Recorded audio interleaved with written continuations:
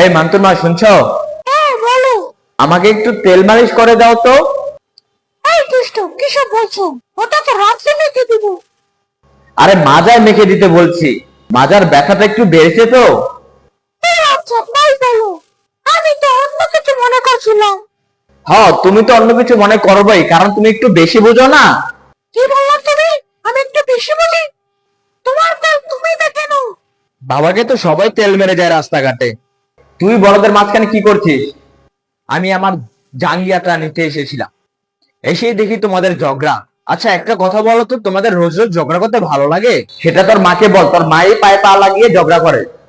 আমি তো পায়ে পা লাগিয়ে ঝগড়া করি। আর তুমি তো পায়ের উপরে পা তুলে পা দিয়ে করে নাচো। তুমি যে কত সাধু মানুষ সেটা আমি জানি।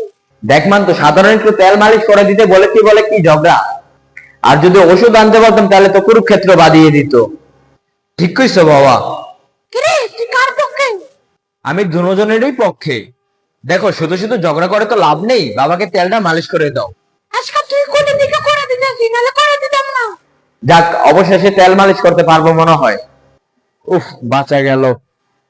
সো গাইস, এই ছিল আজকের ভিডিও। যদি ভিডিওটা ভালো লেগে থাকে তাহলে অবশ্যই লাইক করবেন এবং শেয়ার করুন। আর আমাকে কেমন লাগছে সেটা একটু বলে যান। সো বাই, দেখা হচ্ছে নেক্সট ভিডিওতে।